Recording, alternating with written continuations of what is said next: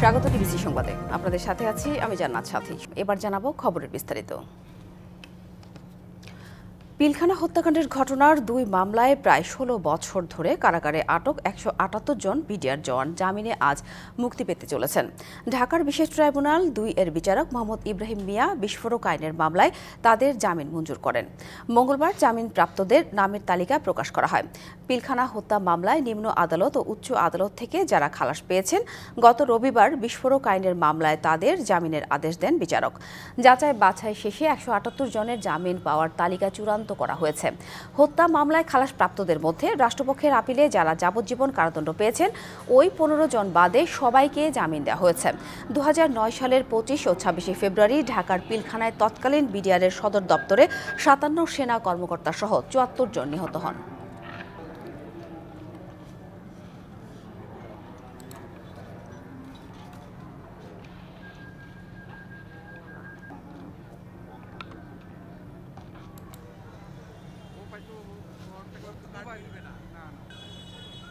BDR হত্যাকাণ্ডের বিস্ফোরক মামলায় জামিনে মুক্তি পাচ্ছেন 178 বন্দী। গাজীপুরের কাশিমপুর কারাগারের সামনে থেকে এই বিষয়ে বিস্তারিত জানাতে আমাদের সাথে যুক্ত হয়েছেন সহকর্মী ইকবাল অনিক ও কেরানীগঞ্জের ঢাকা কেন্দ্রীয় কারাগার থেকে যুক্ত হয়েছেন সহকর্মী রাকিব হোসেন। প্রথমে যেতে চাই রাকিব হোসেনের কাছে। রাকিব, জানাবেন যে আইনি প্রক্রিয়া শেষে কখন তাদের মুক্তি দেওয়া হতে পারে, আর স্বজনদের জন্য বহু প্রতীক্ষিত একটি দিন, কি বলছেন তারা? এখন আছি আপনাকে যেমনটা বলতে চাচ্ছিলাম যে আসলে কেরানীগঞ্জের কেন্দ্রীয় কারাগারে কিন্তু সকাল থেকে স্বজনরা ভিড় করছেন যে তাদের প্রিয় মানুষটা দীর্ঘ 16 বছর পরে কারাগার থেকে মুক্তি পাচ্ছে। বিডিআর বিদ্রোহের মামলায় তারা এতদিন বিস্ফোরক মামলায় তারা এতদিন কারাবন্দী ছিলেন এবং স্বজনদের কিন্তু অপেক্ষা কিন্তু এখনো দেখা যাচ্ছে। আমি একটু যদি স্বজনদের সাথে কথা বলার চেষ্টা করি এবং জানার চেষ্টা করি যে এতদিন পরে আসলে 16 বছর পর আপনার স্বজন এবং মুক্তি পাচ্ছে, এই বিষয়ে একটু যদি বলেন। দীর্ঘ 16 বছর পর আমাদের চাচা আমাদের মাঝে ফিরে আসতেছে। আমরা ধন্যবাদ জানাই ছাত্র জনতাকে, আর শুকরিয়া জানাই আল্লাহর কাছে। আমাদের এতদিন পর অপেক্ষার পর আমার চাচা আমাদের মাঝে ফিরে আসতে আমরা খুব আনন্দিত এবং খুশি। একটু যদি আপনার কাছে যেতে চাই, কেমন লাগছে আজকে? আমার অনেক খুশি, কারণ আমি অনেকদিন পর নানাকে দেখবো। আমি ছোট থেকে কখনো আমার নানাকে দেখিনি, তো আমি অনেক খুশি। হ্যাঁ, যেমনটা বলছিলাম যে যে এখানে স্বজনরা কিন্তু এই ছোট্ট শিশুটি সে আসলে জন্মের পরে তার এই নানাকে দেখতে এসেছেন, নানাকে সে দেখতে পানি, আজকে প্রথম তার নানাকে সে দেখতে পাবেন। সবকিছু মিলিয়ে যদি বলি, এই যে স্বজনরা দীর্ঘ 16 বছর পর তার প্রিয় মানুষটিকে আজকে দেখার অপেক্ষায় কিন্তু এই কেরানীগঞ্জের কেন্দ্রীয় কারাগারের সামনে ভিড় করছেন এবং তারা যেটা বলছেন যে ধন্যবাদ জানিয়েছেন ছাত্র জনতাকে, কারণ ছাত্র জনতার এই গণ অভ্যুত্থানের কারণেই কিন্তু আসলে তারা বিচারের জন্য, তাদের মুক্তির জন্য কিন্তু দীর্ঘদিন ধরে আন্দোলন করেছে। সেই আন্দোলনের ফলপ্রসূ আন্দোলনই সেই তাদের এই মুক্তির দরজা খুলে দিয়েছে। এখন পর্যন্ত যদি বলি তাহলে তাদের কারামুক্তর যে বিষয়টা সেটা আসলে এখানে জামিনের যে কাগজপত্র সেগুলো ইতিমধ্যে কেরানীগঞ্জের কেন্দ্রীয় কারাগারে এসে পৌঁছেছে। সেগুলো যাচাই বাছাই করা হচ্ছে, মেডিকেল কিছু পরীক্ষা রয়েছে, সেগুলোর পরে দুপুর নাগাদ এই তারা আসলে কারাগার থেকে কারামুক্ত হতে পারবেন। এখন পর্যন্ত আসলে এতটুকুই কেরানীগঞ্জের কেন্দ্রীয় কারাগার থেকে সবশেষ। ধন্যবাদ রাকিব। এবার যেতে চাই সহকর্মী ইকবাল অনিকের কাছে। আপনি তো আছেন কাশিমপুর কারাগারের সামনে। এই যে স্বজনদের দীর্ঘ অপেক্ষা, দীর্ঘ 16 বছর পর তারা মুক্তি পাচ্ছেন, তো তাদের অনুভূতির কথা জানাবেন, আর আইনি প্রক্রিয়া শেষে আসলে ঠিক কখন নাগাদ জামিনে মুক্ত হবেন সব মিলিয়ে জানাবেন। সাথী, বিডিআর বিদ্রোহের ঘটনায় যে বিস্ফোরক আইনের মামলায় 178 জনের যে জামিন আদেশ হয়েছে সেটি কিন্তু গতকাল রাতে কিন্তু কাশিমপুর কেন্দ্রীয় কারাগারে এসে পৌঁছেছে। আজকে সকাল থেকেই কিন্তু তারা যে বন্দীরা রয়েছেন তাদেরকে কিন্তু মুক্তি দেওয়ার কথা। এইখানে কিন্তু কাশিমপুর কেন্দ্রীয় কারাগারের সামনে কিন্তু সকাল থেকেই যেসব বিডিআর জওয়ানরা এখানে বন্দী রয়েছেন তাদের পরিবার পরিজনের যারা আছেন তারা কিন্তু সকাল থেকেই আসতে শুরু করেছেন। এই কেন্দ্রীয় কাশিমপুর কারাগারের সামনে কিন্তু একটি উৎসব মুখর পরিবেশের সৃষ্টি হয়েছে, যেহেতু দীর্ঘ 16 বছর পর তারা তাদের পরিজনের কাছে সঙ্গে দেখা হবে এবং তারা জামিনে মুক্ত হয়ে আসবেন। আমি যদি একটু তথ্য দিয়ে রাখি, 2010 সালে কিন্তু এই বিস্ফোরক আইনের যে মামলাটি রয়েছে সেটির কিন্তু বিচার কাজ শুরু হয়। বিচার কাজ শুরু হওয়ার পথে কিন্তু মাঝপথে এটির বিচার কাজ কিন্তু দীর্ঘ সময় কিন্তু বন্ধ ছিল। তারপর যে 5ই আগস্টে ছাত্র জনতার যে আন্দোলনের পরবর্তী পরে কিন্তু এই মামলার কাজ আবারও শুরু হয়। তার পরিপ্রেক্ষিতে গত রোববার কেরানীগঞ্জ কেন্দ্রীয় কারাগারে বিশেষ আদালতে কিন্তু তাদের এই জামিন আদেশটি দেয়া হয়। তারপরে কিন্তু হচ্ছে গতকাল এই জামিননামা কেরানীগঞ্জ কেন্দ্রীয় কারাগার এবং কাশিমপুর কেন্দ্রীয় কারাগারে এসে পৌঁছানোর পর কিন্তু আজকে কিন্তু এই যে বিডিআর জওয়ানরা রয়েছেন তারা কিন্তু জামিনে মুক্তি পাবেন। এখানে যারা পরিবার পরিজনের সদস্যরা এসেছেন তাদের সঙ্গে আমরা কথা বলবো, যেহেতু দীর্ঘ 16 বছর পর তাদের পরিবারের সঙ্গে তারা একত্রিত হবেন। তো যেহেতু একটি উৎসবের পরিবেশ সৃষ্টি হয়েছে এখানে, তো এই যে দীর্ঘ সময় আপনার পরিবারের সদস্য কারাগারে ছিলেন, এই সময়টা আপনাদের কেমন কেটেছে, আজকে আপনাদের কেমন লাগছে? জি আলহামদুলিল্লাহ বলতেই হবে। তারপরও দুর্বিষহ জীবন কাটাইছি আমি। আমার মেয়ের বয়স তখন 4 বছর, ছেলের বয়স 2 বছর। সেই থেকে এই পর্যন্ত আসা, বহু ত্যাগ তিতিক্ষা উপেক্ষা করে তারপর আসতে হয়েছে। আলহামদুলিল্লাহ আজকের অনেক ভালো লাগে। আরো ভালো লাগবে যেদিন আমরা শুনবো যে অন্য বিডিআররা সবাই মুক্ত হয়েছে এবং আমাদের ন্যায্য অধিকারটুকু আমরা যেদিন পাবো সেদিন আমরা ধন্য মনে করব নিজেদের। ধন্যবাদ আপনাকে। তো এই যে সাথী শুনছিলেন যে এখানে যারা এসেছেন তারা কিন্তু বলছেন যে তাদের যখন তার স্বামী গ্রেপ্তার হয়েছিল তখন তার বাচ্চার বয়স ছিল 4 বছর। এই যে দীর্ঘ সময়টা হচ্ছে তার পরিবার পরিজন ছাড়া ছিলেন এবং তারা কিন্তু দুর্বিষহ জীবন কাটিয়েছেন এবং আজকে যারা জামিনে মুক্ত হচ্ছেন এবং যারা এখনো থাকবেন ভেতরে কারাগারের, তারাও যাতে এই যে আগামী 10ই ফেব্রুয়ারি যে রায় আদালতে যে রায়টি হবে সেটিতে তারাও যেন মুক্ত হতে পারেন সে দাবিটিও তুলছেন। তো সাথী, এই ছিল আমার কাছে কাশিমপুর কেন্দ্রীয় কারাগার সামন থেকে সবশেষ অবস্থা। পরবর্তীতে আমরা পরবর্তী সংবাদে আপনার মাধ্যমে সবশেষ তথ্য আবারও জানাবো। ধন্যবাদ, অনেক ধন্যবাদ রাকিব। নিশ্চয়ই আপনারা আমাদের সাথে থাকবেন। মুক্তির খবর আপনার মাধ্যমে আমরা জানাবো। জুলাই বিপ্লবে বিতর্কিত কর্মকাণ্ডের কারণে ইমেজ সংকটে পুলিশ বাহিনী। অভিযোগ, দুর্নীতি ও রাজনৈতিক বলয়ের কারণেই জন আস্থা হারায় সংস্থাটি। এমন বাস্তবতায় 2025 সাল ঘিরে জনবান্ধব পুলিশিং এখন চ্যালেঞ্জের মুখে। কারণ চলতি মাসের গত 20 দিনে দেশে কয়েকটি খুন, ছিনতাই ও চুরির ঘটনা ঘটে। পুলিশ বলছে অপরাধ কমিয়ে আনার চেষ্টা করে যাচ্ছে। অপরাধ বিশেষজ্ঞরা বলছেন পুলিশের জবাবদিহিতা ও দুর্নীতিমুক্ত করতে পারলেই জননিরাপত্তা সম্ভব। ছাত্র জনতার আন্দোলনের মুখে সরকার পতনের পর দেশের আইনশৃঙ্খলা ব্যবস্থা ভেঙে পড়ে, বাড়তে থাকে নানা অপরাধ। এমন বাস্তবতায় 2025 সাল ঘিরে অপরাধ নিয়ন্ত্রণে বেশ কিছু উদ্যোগ নেয় আইনশৃঙ্খলা রক্ষাকারী বাহিনী। কিন্তু গত 20 দিনে দেশের কয়েকটি স্থানে ছিনতাই, চুরি ও খুনের ঘটনা ঘটে। গত 9 দিনে মৌলভীবাজারই 5 জন খুন হন, আর ঢাকার এলিফ্যান্ট রোডে এক ব্যবসায়ীকে প্রকাশ্য কুপিয়ে আহত করে সন্ত্রাসীরা। পল্লবীতে খুন হন 1 জন। এসব ঘটনায় কয়েকজনকে গ্রেপ্তারও করে পুলিশ। গোয়েন্দা তথ্য বলছে বর্তমান পরিস্থিতির সুযোগ নিচ্ছে সন্ত্রাসীরা। নানা ইস্যু নিয়ে সংঘটিত হচ্ছে অপরাধ। পুলিশের পরিসংখ্যান বলছে 2024 সালের 1 জানুয়ারি থেকে নভেম্বর পর্যন্ত দেশে 3228 জন খুন হয়েছেন। গড়ে প্রতি মাসে 355 জন হত্যার শিকার হয়। শুধু আগস্ট মাসেই 628 জন খুন হন। পুলিশ বলছে জনমনে আস্থা ফেরানো, লুট ও অস্ত্র উদ্ধার ও অপরাধ কমিয়ে আনার সর্বোচ্চ চেষ্টা করে যাচ্ছে সংস্থাটি। হ্যাঁ, নতুন বছরে আমাদের মূল যে গুরুত্বপূর্ণ কাজ সেটি হচ্ছে আইন শৃঙ্খলা পরিস্থিতিকে স্থিতিশীল রাখা এবং এটিকে আরও কিভাবে সন্তোষজনক পর্যায়ে নিয়ে আসা যায়, সমাজ থেকে অপরাধের মাত্রাটাকে যেন আরও কমিয়ে নিয়ে আসা যায়, অপরাধের মাত্রাটাকে যেন কমিয়ে আনা যায় এবং পাশাপাশি অপরাধীকে যেন দ্রুততার সাথে আইনের আওতায় নিয়ে আসা যায়, সেটি যেন আমরা করতে পারি, সে লক্ষ্যে কিন্তু আমরা কাজ করছি। পুলিশকে সবার আগে রাজনৈতিক প্রভাব থেকে বেরিয়ে আসতে হবে, এমনটা মনে করেন অপরাধ বিশেষজ্ঞরা। বলছেন পেশাদারিত্ব, জবাবদিহিতা নিশ্চিত করা গেলে অপরাধ কমে আসবে। দেশের মানুষের নিরাপত্তার প্রশ্নকে সামনে রেখে আইন শৃঙ্খলার বিষয়টিকে প্রাধান্য দিয়ে যে ব্যবস্থাগুলো বা কাজগুলো করা দরকার তারা সেটি করবে। 2025 সালে পুলিশকে কিন্তু তার সংস্কারমূলক ব্যবস্থা, চিন্তা এবং তার ভাবনার মধ্যে দিয়েই কিন্তু মানুষের কাছে এই আস্থার জায়গাটা তৈরি করতে হবে যে আগের পুলিশ আর নেই। এখন সেটাও কিন্তু মানুষ মূল্যায়ন করবে পুলিশের কাজের মাধ্যমে। সেই সাথে মনোবল বৃদ্ধি করে পুলিশকে জনগণের হয়ে সার্বক্ষণিক মাঠে থাকার পরামর্শ আসে বিশেষজ্ঞদের কাছ থেকে। Rakib Hossain, DBC news, Dhaka. 4 কোটি ব্যবসায়ের প্রতিনিধিত্বকারী সংগঠন এফবিসিসিআইতে চলছে অসন্তোষ। নির্বাচিত প্রতিনিধি না থাকায় সংগঠনটি এখন অনেকটাই অভিভাবকহীন। আওয়ামী লীগ সরকারের পতনের পর 120 দিনের মধ্যে নির্বাচনের কথা বলে প্রশাসক বসানো হলেও তার মেয়াদ আরও 1 দফা বাড়ানো হয়েছে সংগঠনটিতে সংস্কারের জন্য। তবে অভিযোগ, সংস্কারের নামে টাল বাহানা চলছে নির্বাচন নিয়ে। বিগত সময়ে বড় ব্যবসায়ীরা প্রভাব খাটিয়ে সরকারের থেকে দাবি আদায় করতে পারলেও ক্ষুদ্র ও মাঝারি ব্যবসায়ীদের সেই সুযোগ ছিল না। দাবি আদায়ে তাদেরকে দ্বারস্থ হতে হয়েছে এফবিসিসিআইয়ের। তবে অভিযোগ ছিল ব্যবসায়ী সংগঠন হলেও এফবিসিসিআই সরকারের এজেন্ডাই বাস্তবায়ন করেছে। তাই আওয়ামী লীগ সরকারের পতনের পর বিক্ষোভের মুখে শীর্ষ ব্যবসায়িক সংগঠনটির বোর্ড ভেঙে দিয়ে প্রশাসক বসায় অন্তর্বর্তী সরকার।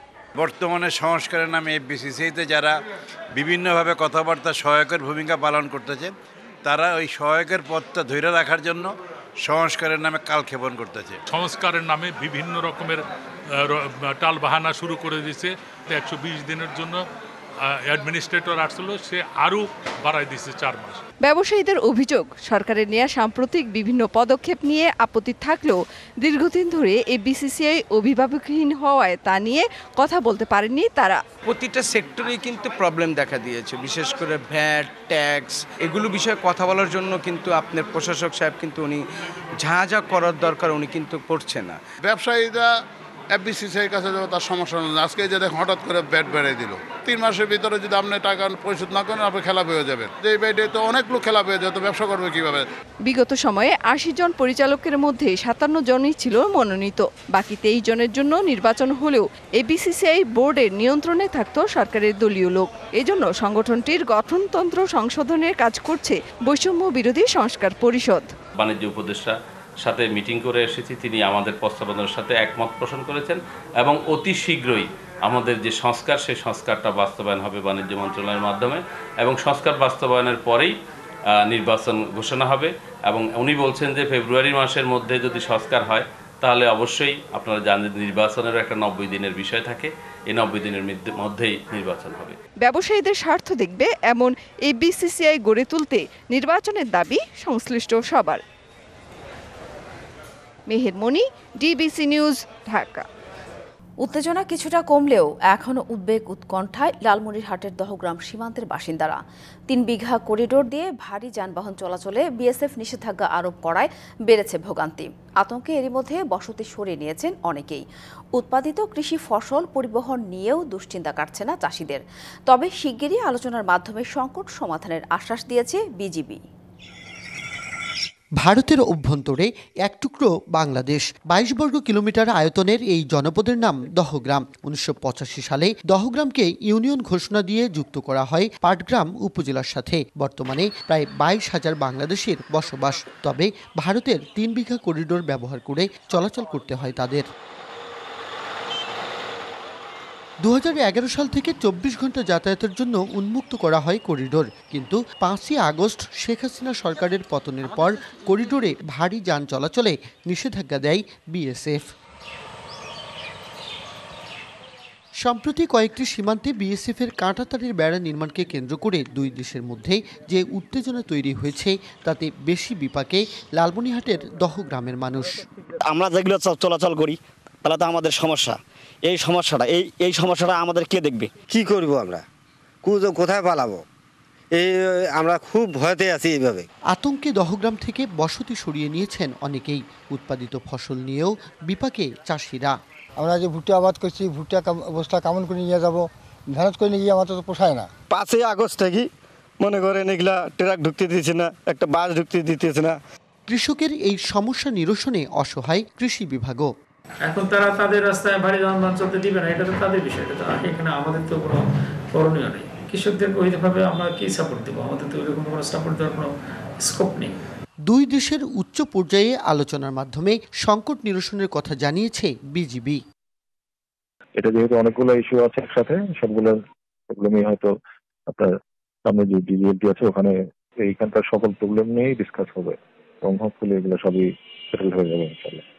2011 সালের সেপ্টেম্বর থেকে দহগ্রাম আঙ্গরপোতার এই করিডোর সার্বক্ষণিক খোলা রাখার সিদ্ধান্ত গৃহীত হয়।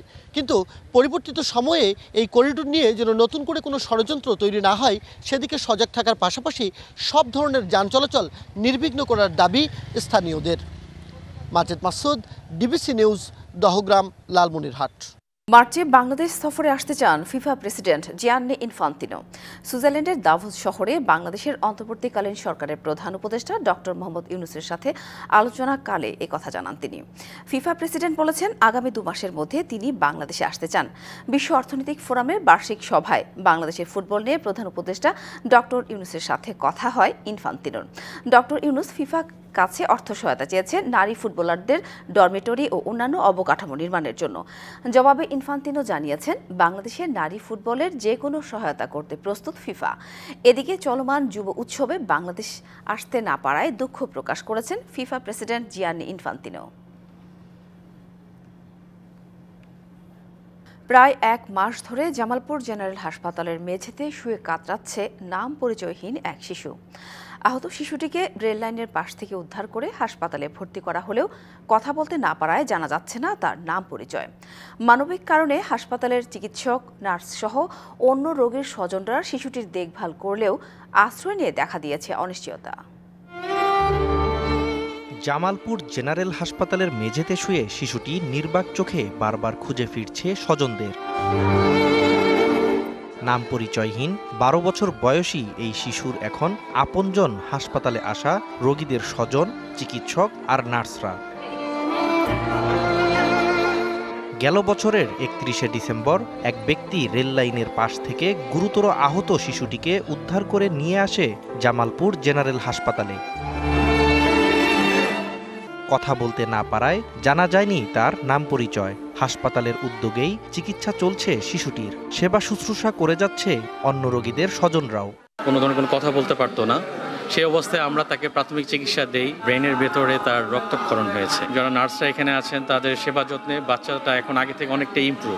রেফার করা হয়েছিল, কিন্তু ওর স্বজন এ পর্যন্ত কাউকে পাওয়া যায়নি দেখে ও এখানে আপাতত চিকিৎসাধীন আছে। এখন আগের থেকে অনেক বেশি ইমপ্রুভ হয়েছে। চিকিৎসা ও দেখভালে কমতি না থাকলেও শিশুটির আশ্রয় নিয়ে তৈরি হয়েছে অনিশ্চয়তা।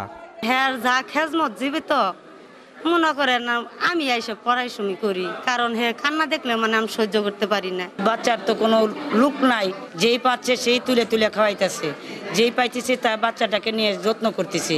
তবে শিশুটির স্বজনদের খুঁজে বের করার উদ্যোগ নেওয়া হয়েছে জানালো হাসপাতাল কর্তৃপক্ষ। আমাদের এখানকার পরীক্ষা নিরীক্ষা সহ বাচ্চাটা এখন এই মুহূর্তে আলহামদুলিল্লাহ অনেকটা স্বাভাবিক অবস্থায় আসছে। আমরা রোগী করলাম এবং এখানকার একজন এনজিও কর্মীর মাধ্যমে তার অভিভাবকদের খোঁজ নিচ্ছি। যদি তাদের লিগাল কোনো অভিভাবক পাই তাহলে তাদেরকে আমরা হস্তান্তর করব। নাম পরিচয়হীন অসুস্থ শিশুটি দ্রুতই আপনজনদের কাছে ফিরে যাবে, এমনটাই প্রত্যাশা চিকিৎসক সহ সবার। DVC news desk. নরসিংদীর পলাশে অনুমোদনহীন একটি ব্যাটারি কারখানা গিলে খাচ্ছে আশপাশের পরিবেশ। জীববৈচিত্র্য ধ্বংসের পাশাপাশি এর ক্ষতিকর প্রভাব পড়ছে জনজীবনে। হ্রাস পাচ্ছে কৃষিজমি। অনিয়ম পাওয়া গেলে ব্যবস্থা নেওয়ার কথা জানালেন জেলা প্রশাসক। কলকারখানা পরিবেশ অধিদপ্তর সহ কোনো সংস্থার অনুমোদন নেই চীনা মালিকানাধীন জিনওয়ান স্টোরেজ লিমিটেড নামের এই প্রতিষ্ঠানটির। ক্ষতিকর সীসা, সালফিউরিক অ্যাসিড ব্যবহার করে পলাশ উপজেলার ফুলবাড়িয়ায় লিড অ্যাসিড তৈরি হচ্ছে কারখানাটিতে।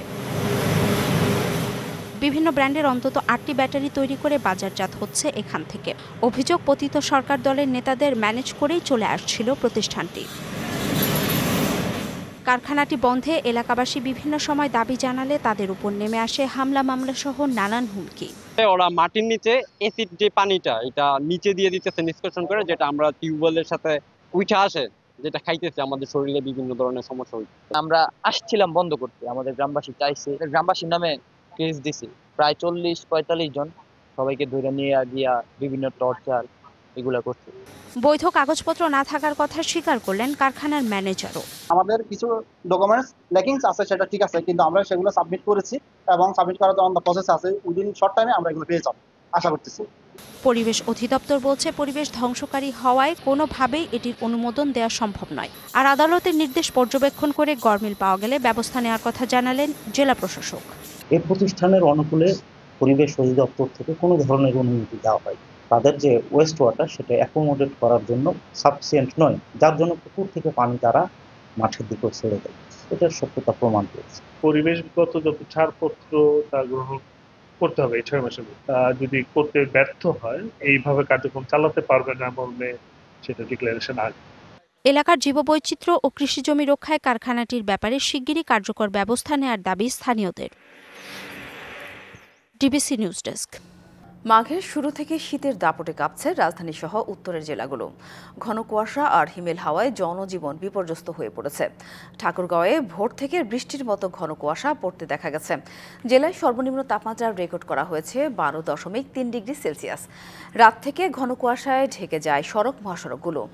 রাত থেকে সকাল পর্যন্ত বৃষ্টির মতো ঝরতে থাকে কুয়াশা। ভোর থেকে ঘন কুয়াশার কারণে সড়ক মহাসড়কে হেডলাইট জ্বালিয়ে চলাচল করছে যানবাহনগুলো।